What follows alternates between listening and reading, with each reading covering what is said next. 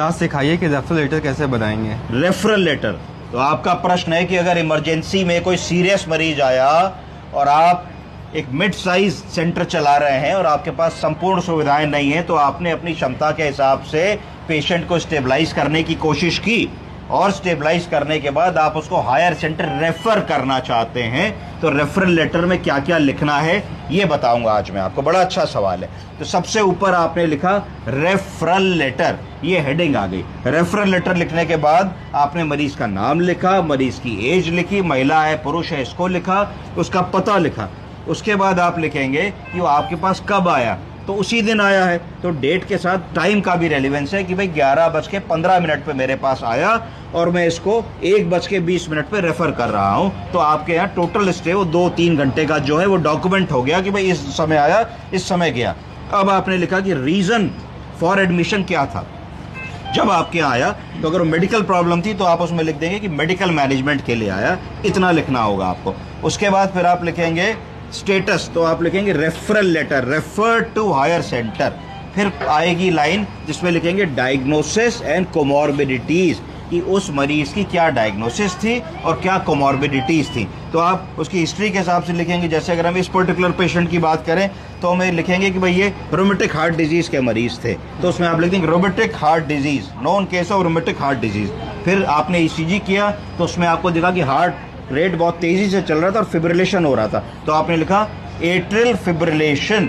उसके बाद फिर आपने हिस्ट्री में क्या पूछा, उन्होंने कहा साहब 2 दिन से थोड़ा थोड़ा जो है उल्टी पित्त जैसा आ रहा था, आज ऐसा नोटिस किया हम लोगों ने कि मरीज ने उल्टी करी, उसमें खून आया, तो आपने लिख दिया अपर जीआई ब्लीड। क्या लिख दिया? अपर जीआई ब्लीड करके आपने लिख दिया। फिर उन्होंने कहा साहब बुखार बहुत तेजी से आ रहा है मरीज को 3 दिन से और मरीज ऑलमोस्ट बेड रिडन हो गया है, तो आपको लगा भाई तो सेप्सिस की बात हो रही होगी, संक्रमण के लक्षण लग रहे हैं, तो आपने सेप्सिस भी उसमें लिख दिया।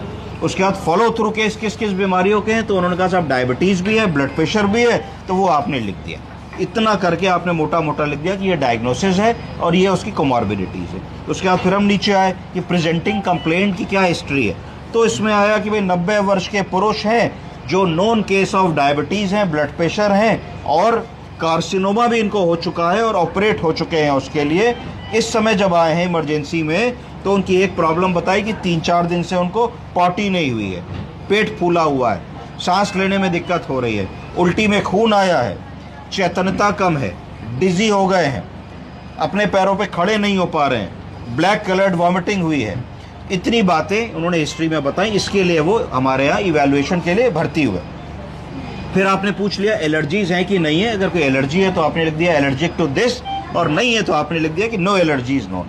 उसके बाद फिजिकल एंड सिस्टमिक एग्जामिनेशन की बात आई कि भाई जब आपके यहाँ आया आपने 2-3 घंटे रखा तो आपने क्या किया, तो आपने लिखा भाई सबसे पहले हमने बुखार नापा, अगर वो 103 था तो हमने 103 लिख दिया। फिर आपने कहा हमने जब पल्स नापी वो 150 चल रही थी तो हमने 150 लिख दी। फिर आपने कहा रेस्पिरेटरी रेट नापा, अगर वो 28 पर मिनट था तो हमने 28 पर मिनट लिख दिया।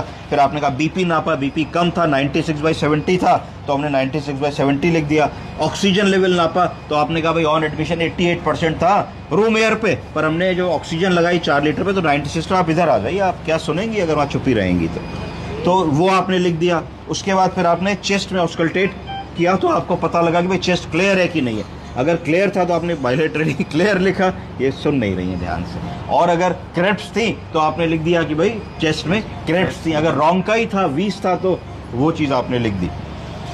इसके बाद पेट देखा, क्या देखा? पर एब्डोमेन आपने देखा कि बड़ी सॉफ्ट है, कोई लिवर वगैरह पेल्पेट तो नहीं हो रहा, कोई ऑर्गेनोमेगैली तो नहीं है, टेंडरनेस तो नहीं है, गार्डिंग तो नहीं है, पेट छूने पे उनको दर्द तो नहीं हो रहा है, विंस तो नहीं कर रहे हैं, सारी बातें आपने लिखी। फिर सेंट्रल नर्वस सिस्टम के बारे में आपने पूछा कि उनको कोई नो फोकल या न्यूरोलॉजिकल डेफिसिट है, बाबूजी जीभ दिखाई कि नहीं, नाम बताइए, बताया कि नहीं, दिन है कि रात है, किया कि नहीं, दायां हाथ उठाइए, बायां हाथ उठाइए, पैर की उंगलियां चलाइए, ये सब किया कि नहीं, तो अगर ये सब किया तो इसका मतलब न्यूरोलॉजिकल डेफिसिट नहीं है। और कार्डियोवैस्कुलर सिस्टम में जो लोग आला लगा के कार्डियक साउंड S1 S2 सुन सकते हैं तो ठीक है, नहीं है तो उसको जाने दीजिएगा। फिर उसके बाद आते कोर्स इन दी हॉस्पिटल, जब आप क्या वो भर्ती हुए 3 घंटे के लिए तो आपने भैया किया क्या, तो आप लिखेंगे पेशेंट एडमिट हुआ इमरजेंसी कंडीशन में, अगर नाम डालना चाहें तो फला डॉक्टर के अंतर्गत एडमिट हुआ, उसको डाल सकते हैं। उसकी कंप्लेंट्स लिखेंगे कि ये रेलिवेंट कंप्लेंट्स थी जो हम पहले डिस्कस कर चुके हैं कि भाई कमज़ोरी थी, उल्टी हुई, पेट फूल गया, उल्टी में खून आ गया, सांस फूली, रेस्पिरेटरी रेट बढ़ गया, सारी बातें आप लिख देंगे। फिर यदि आपने कोई इसके इन्वेस्टिगेशंस भेजे, जैसे अगर आपकी पल्स रेट ज़्यादा थी, एट्रियल फिब्रिलेशन हो रहा था, तो आपने ईसीजी किया होगा, तो आपने लिखा भाई हमने ईसीजी किया। अगर आपके यहाँ एबीजी की मशीन की सुविधा है तो आपने एबीजी किया होगा, आपने उसकी वैल्यूज़ लिख दी कि भाई पीएच इतना आया, हीमोग्लोबिन इतना आया, लैक्टेट इतना आया, CO2 इतना आया, O2 इतना आया। अगर आप कोई और टेस्ट उनको कर सकते हैं, आपने चेस्ट एक्सरे किया तो वो आपने लिख दिया। तो जो भी आपने अपने पैरामीटर्स किए वो सारी बातें आपने उस मरीज़ के उसमें लिख दी। लिखने के बाद फिर आपने कंक्लूसिव चीज़ लिखी कि भाई ये मरीज़ की कंप्लेंट्स थी, ये मरीज़ की शिकायत थी। तो अब प्रोविजनल डायग्नोसिस इस समय ये बन रही है कि मरीज़ को एट्रियल फिब्रिलेशन हो रहा है, मरीज़ को जीआई ब्लीड हो रही है, उसको हायर सेंटर की ज़रूरत है। क्यों ज़रूरत है? क्योंकि हो सकता है कि एंडोस्कोपी की ज़रूरत पड़े, हो सकता है कि उसको कार्डियक आईसीयू की ज़रूरत पड़े, हो सकता है कि उसको और एक्सपर्ट ओपिनियन की ज़रूरत पड़े जो हमारे यहाँ उपलब्ध नहीं है। तो हमने पेशेंट को स्टेबलाइज़ किया। आपने कैसे स्टेबलाइज़ किया? अगर मान लीजिए उसको उल्टी हो रही थी तो आपने एक राइस ट्यूब डाल दी, गैस्ट्रिक लवाज कर दिया, आपने ब्लीडिंग रोकने के इंजेक्शंस लगा दिए, आपने कुछ डाइजीन, सुक्रानित सिरप राइस ट्यूब से उसको पुश कर दी। अगर एट्रियल फिब्रिलेशन हो रहा था तो आपने उसके लिए कोई बीटा ब्लॉकर दे दिया। जो आप कर सकते थे अपनी क्षमता के हिसाब से, अपने सेंटर के हिसाब से, वो आपने किया, उसको ऑनेस्टली आपने लिख दिया। उसके बाद फिर आपने कहा सिग्निफिकेंट मेडिकेशंस गिवन। तो जो दवाएं अपने यहाँ लगी वो बड़ा ज़रूरी होता है कि ऑन रिकॉर्ड आप लिख दें कि सर मैंने तो ऑक्सीजन लगाई, मैंने तो निबलाइज किया, मैंने तो हार्ट बीपी कम था तो मैंने नॉरएड्रेनालिन लगाई double strength 4 ml per hour के ऊपर। फिर मैंने जो उसका हार्ट रेट बहुत ज़्यादा था तो उसको कम करने के लिए मैंने एमियोड्रोन पहले लोडिंग डोज लगाई, फिर एमियोड्रोन मैंने एंटी एरिथमिक ड्रग इसको इन्फ्यूजन से दी, फिर मैंने ये किया, मैंने एक एंटीबायोटिक दी, ब्रॉड स्पेक्ट्रम कवरेज एंटीबायोटिक लगाई। सारी बातें मैंने उनको लिख दी।